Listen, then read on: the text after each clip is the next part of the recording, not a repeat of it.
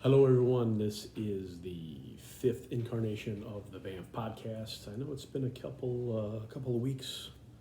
A lot going on here, man. Company I've worked for off and on over the last 10, 11 years. Just sold to a huge publicly traded group. That's a lot going on in the last couple of weeks. So forgive me. It's not that there's been any shortage of media out there in the atmosphere for you guys to digest, because there's been plenty of shit going on as usual. But I figure I'd give you guys a little bit of a respite from me.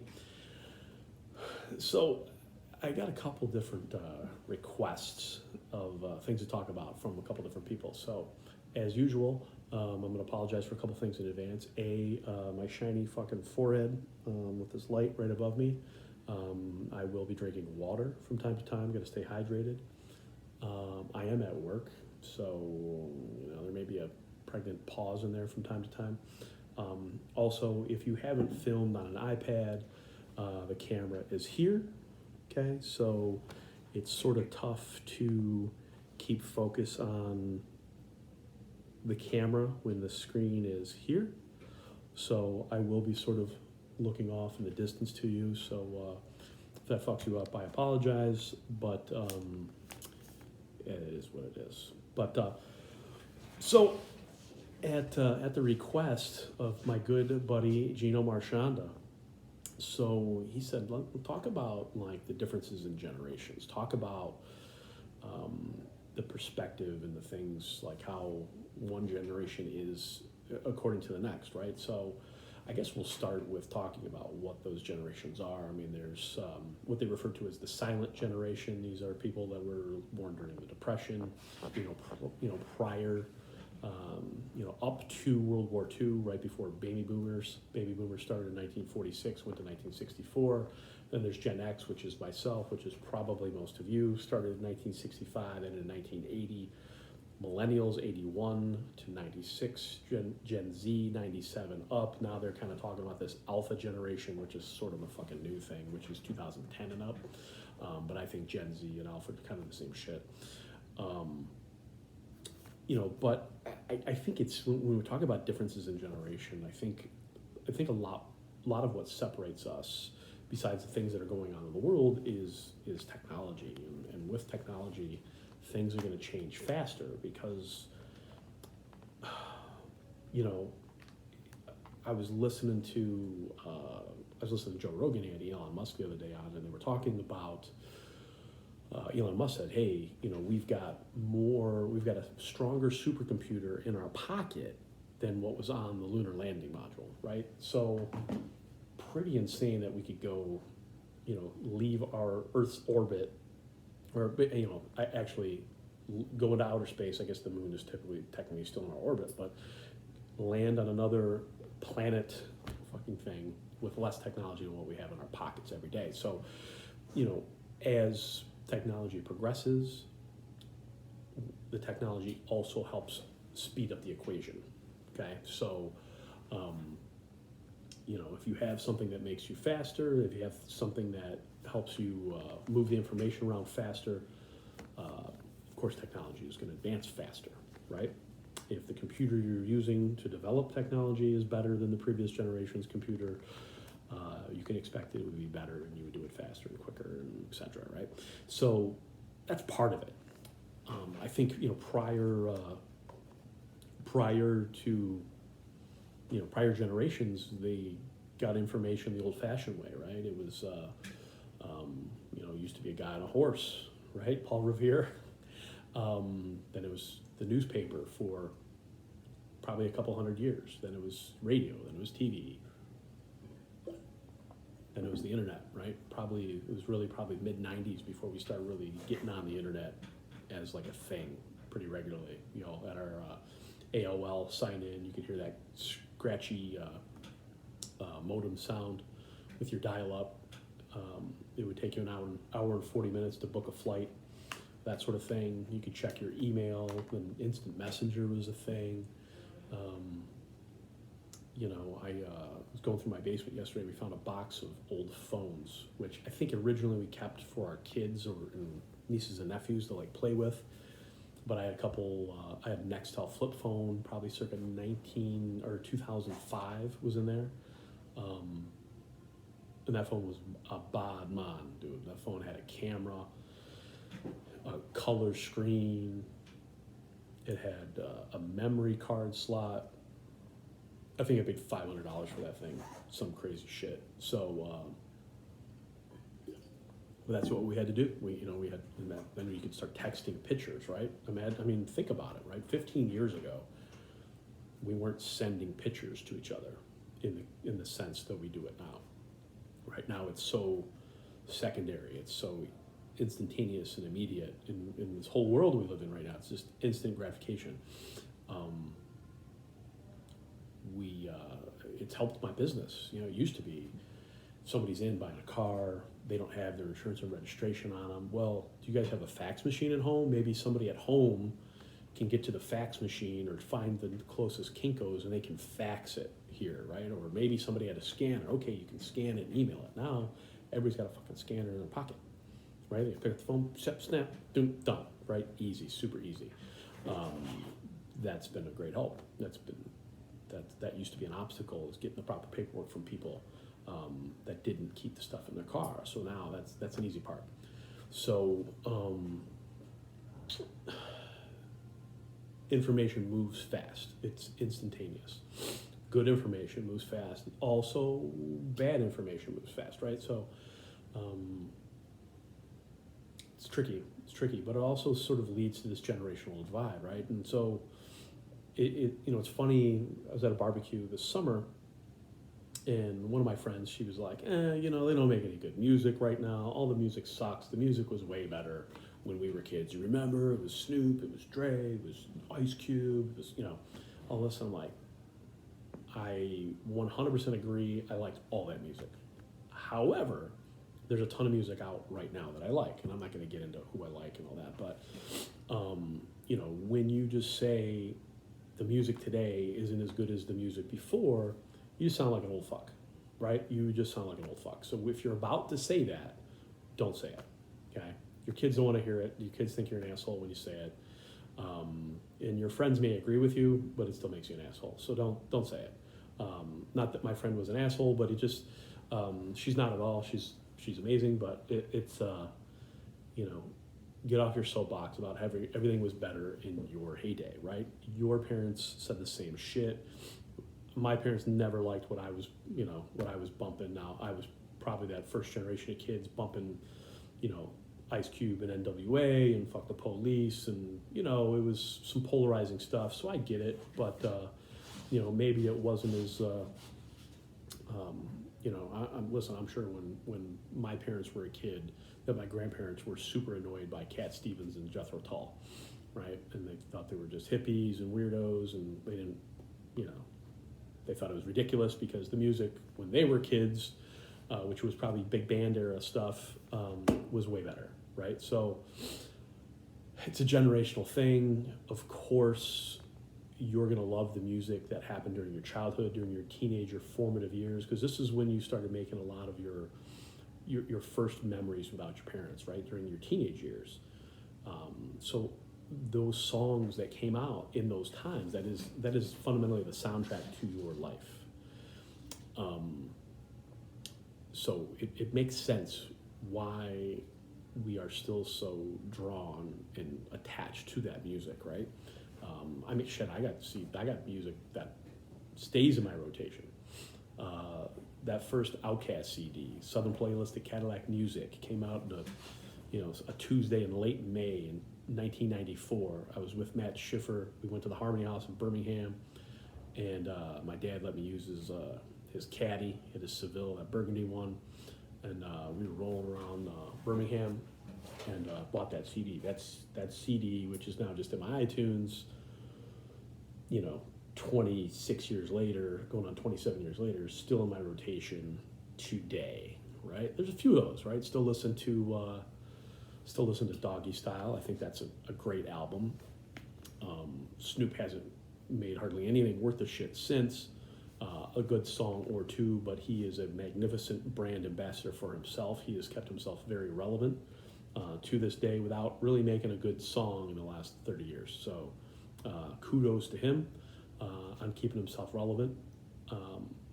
But I think also he's done that by embracing the current kids and the current artists and sort of injecting himself to that, as opposed to being the Oscar Robertson. So if you're not into sports, Oscar Robertson was a magnificent basketball player in the 60s and 70s.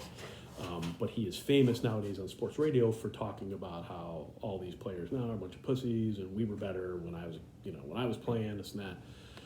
Could be true, but you just sound like an old asshole when you do that, right? And I kind of agree with him. I think the current NBA is almost fucking unwatchable.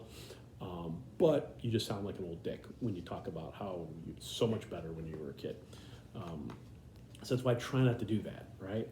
And I'm not saying I like every song that my kids listen to now. Matter of fact, I probably still like less than half of it, but I'm open to it. I always like to find new stuff and new artists and different things, and I'm still sort of thirsty for that. Always looking to find that one, that one artist that I'm the first that heard them. That's still kind of fun to me. I still spend a decent amount of time scrolling through iTunes and just clicking on random things and listening to random things, so I can have kind of an open mind of what's going on right now. I don't really listen to celestial radio in that sense. In fact, I can't really think of the last time I listened to actual radio. I do have Sirius satellite radio. I listen to that sometimes. Probably not worth whatever I'm paying because I don't listen to it that much. I typically just have my own shit, or I may listen to a couple podcasts. But and my work commute, to be fair, if I hit all the lights, is about 12 minutes. So I don't spend a ton of time in the car anyway, unless it's summer, it's golf season, I'm driving around, doing that sort of thing. But it's, we can make this argument about everything, right? Whether it's art, fashion, hair. Every one of you, myself most definitely included, probably had a hairstyle at some point in your life that you thought was the bomb diggy, that if you looked at a picture of yourself now, you'd go, damn, that's not amazing. I mean, I had the mullet.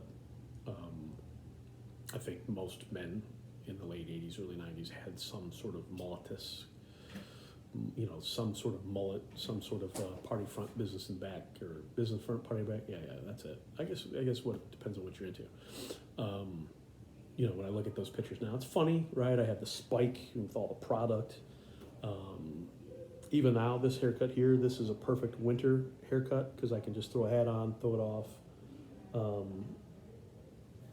Looks good no matter what. It's not for everybody. Luckily, at 45 years old, I still got all my hair, and not to throw shade in any of these that don't, but I'm fortunate enough to still have mine. So this is just a nice, easy winter haircut. This is something I kind of went back to during COVID when the barbershops were closed. I just kind of did after going almost 8 weeks without a haircut, which is probably the longest I've gone in probably before I was 10 or 11 years old.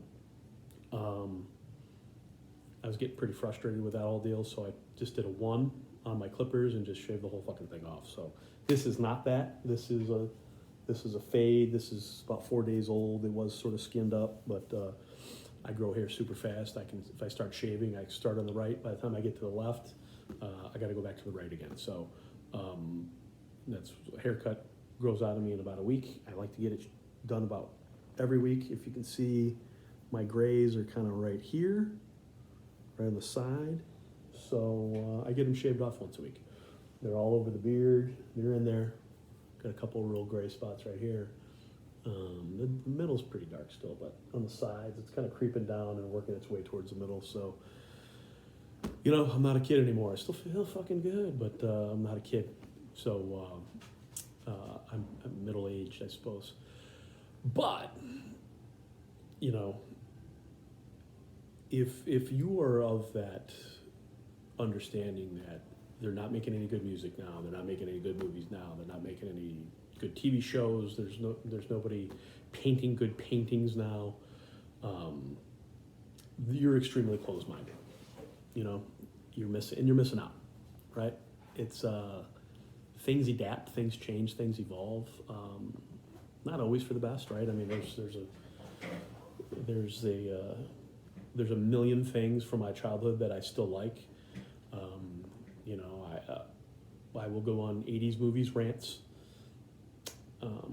Just like I'll go on where I'll just binge watch a bunch of 80s movies, anything with John Candy or John Cusack or John Hughes, any of the Johns really from the 80s. I'm you know, pretty much into. Maybe not Elton John, but a lot of the Johns from the 80s are pretty good. So yeah, I'll do that. I'll binge watch that shit from time to time. Likewise, I will. You know, I'll have a couple days a year or a day a month or whatever where I'll just start listening to this, you know, music that I used to fuck with back whenever. And then there's sometimes I like to listen to music that was made before I was born.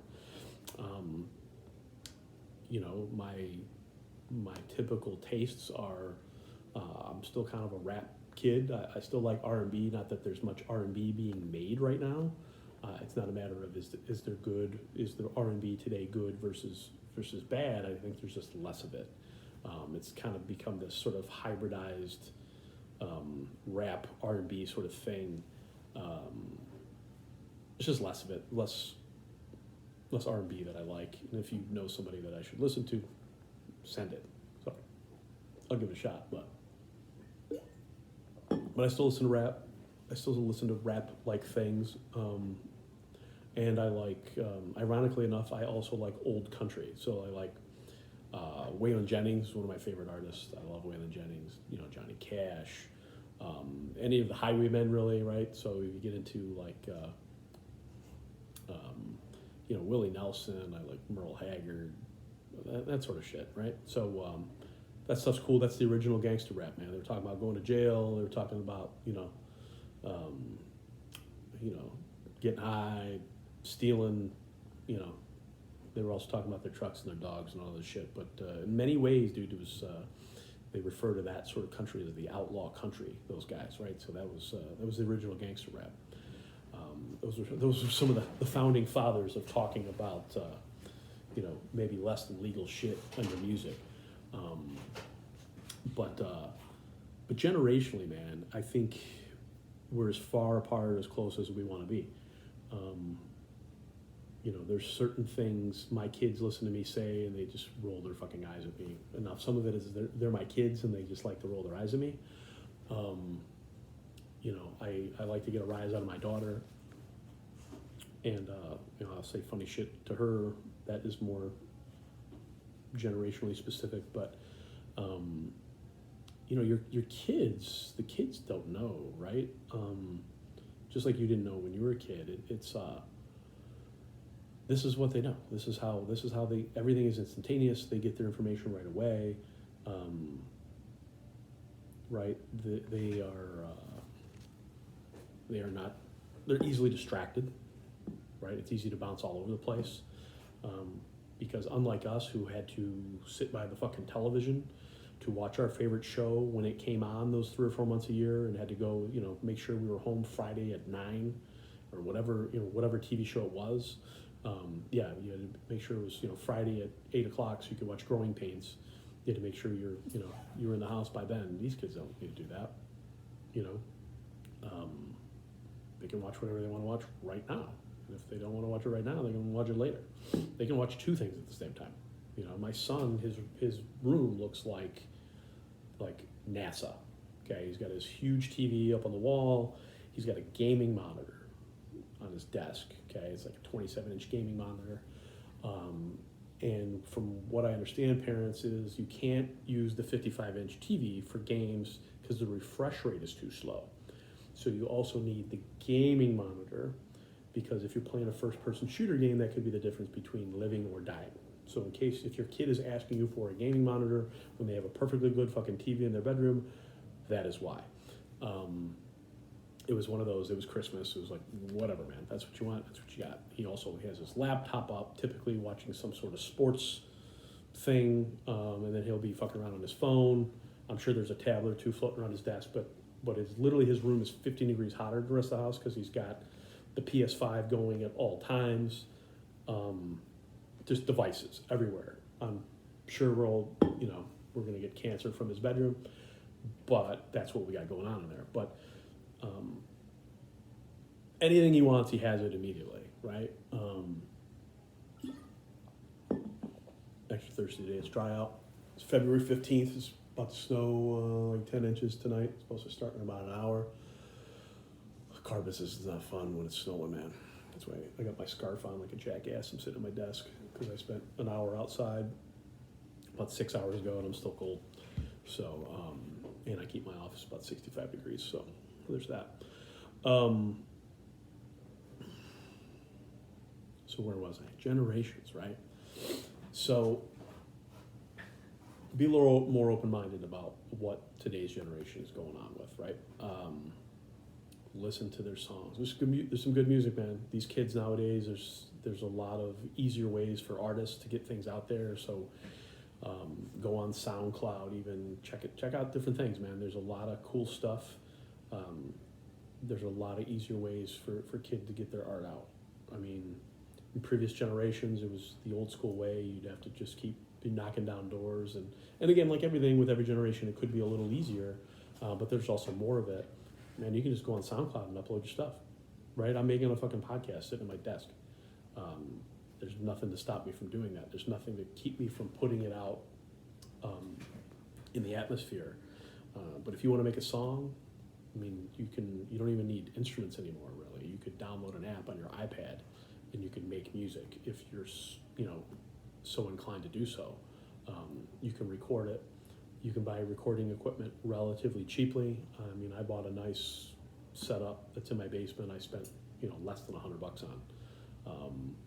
So it's, I know I'm not using it today. This is my live via satellite iPad and AirPods, me staring off into the distance. Now, I'm also, keep in mind, I am also in the showroom of a car dealership. So I also have to kind of do my job and make sure that everybody's paying attention and people's getting help. So my eyes will wander a million times. It's just like you're sitting across from me at my place of business. So you get the insider look of what it looks like to run a car dealership. It's not that glamorous, but it's fun sometimes, but not that glamorous. So that's why my eyes are wandering a little bit. We got a couple people in and want to make sure everybody's taken care of. Because people that come in when it's about to be a blizzard, those are serious buyers. Those are people that really need a car and they need it now. So you got to be all hands on deck for those people. Likewise, if people come out in shitty weather, they should get the best of our attention, as they should on any day, right? But so what we talk about? We talk about music, tastes, technology, speed. I mean, generationally, right? Things adapt. Think about the shit that you ate when you were a kid, okay? Let's talk about liver and onions, okay? Remember how that was a thing? And maybe it's just the way I grew up, but as a kid, I don't know, it was quarterly or whatever, we would eat liver and onions. Now, nobody in my family liked liver and onions. Nobody. Matter of fact, I don't know anybody that actually likes liver and onions. My mom would do like a flour dredge, a little salt, pepper, maybe a little mashed potatoes and gravy, a little something, typically some sauteed onions, and you would just try to drown it in whatever the fuck you had because it was fucking gross, right? And I remember going to my mom like, "Why are we eating this? Who likes this?" She's like, "I don't know." I'm like, "You don't like it?" She's like, "No." I'm like, "Well, why the fuck are we eating it? This is disgusting." And I have not eaten liver since. So, likewise, I don't. It's harder to find at the grocery store. I mean, you still see it from time to time, but it's not a thing. It became a thing, I'm sure probably, and I'm winging it. I did not Wikipedia this at all, but some things become a thing out of necessity, right? So as our country was in a depression, when meat was scarce and hard to get, you were lucky to get any meat. So if it was, tongue or liver or whatever fucking organs, you were probably happy to have it. So, a lot of our grandparents were children of the Depression. So, if you're a child of the Depression, you're going to be conservative with your money. You're going to be conservative about what you what you make and what you eat. So likewise, our parents had to eat that as a kid. So it was just in their nature to keep making that disgusting shit when we were kids. So we had to eat it. That is not something I've ate as an adult. There's plenty of things I've eaten as an adult that I wouldn't eat as a kid, but that's not something I decided to bring forward in this generation because things change, tastes change. Things that are appropriate or relevant, they change. I can just reach out my phone, I can DoorDash, I can have any restaurant in a 15-mile radius, I can have it here in 40 minutes or less, maybe sometimes as quick as 20 minutes. I got 4 or 5 different grocery stores that are delivered to my house. It's life is easy right now, so don't take that for granted. Especially if you're willing to pay for it. It's super easy, super convenient. But restaurants are open back in Michigan, so if you haven't gone out, get out there, man. Get out there. Gratuitously tip your servers. They need it. They've been hungry. For lack of a better term, the restaurants need it bad. They need your help. You got to think about your restaurants and your friend's restaurant, your favorite places, like any other small business. It's and they've been hit probably the hardest because they've had extra rules, and sometimes to a ridiculous extent. I don't know how some of these gyms and restaurants and I don't know how they expect these places to stay open, especially now with the curfew, 10 o'clock curfew, which is fucking ridiculous. Like, I get if you want to limit capacity. I understand how that might make sense from a scientific point of view, but I don't understand why, is COVID more rampant after 10 o'clock? That's some Gavin Newsom shit. So I don't get that one, but, and I know it's keeping some of you from going out. Just go out earlier, spend a little bit of money. It'll come back to you, man. That's how the economy works. If you're not spending money, the people that you normally buy shit from, they're not spending money. So just get out and spread around a little bit. People need it. You're gonna be awfully sad when your favorite place closes down because you didn't support it when they needed you the most, man. So I understand we're all trying to be a little fiscally conservative now. None of us, probably most of us, have made a little less money in this last year. Some of you have lost your jobs altogether, and I feel bad for you folks. But if you have it, if you're doing all right, man, get out and put a little of that money out in the atmosphere. It's because people that you spend money with they'll spend it too. They'll spend it too, and that's how this whole thing works, man. I need there to be a lot of reasonably wealthy people in Metro Detroit so they can come buy cars from me, and then I can come buy shit from you guys, and and then the people that work for you and you guys and all that, then you guys can buy more shit, and that's how it works. We gotta lube up the gears of the economy here. It's probably not going to fix itself, so we gotta get out and do it. Man, that's about it. I know I rambled a little bit. I haven't talked in front of a microphone for several weeks, 2 or 3 weeks probably. So I'm a little rusty. I know I was looking off in a million different fucking directions, but I got kind of a busier showroom today. There's nobody here when I started this thing. Now there's like 10 people in here, so everybody's trying to get in to buy a ride before the blizzard. I know I lost my topic a little bit, but the moral of the story is music's still good. There's still good stuff to listen to. There's still good movies being made. Quit being an old fuck and talking about how shit was only good when you were young and all the music now sucks. That's very closed-minded and, quite frankly, just dumb. So if you feel that way, sorry, but you're dumb. You might be surprised, man. There's a lot of good people doing a lot of good things, a lot of great artists out there. People aren't just making space-age shit, man. There's a lot of soulful stuff made by younger people and newer people, and spread your wings, man. Might do you some good. All right, see you.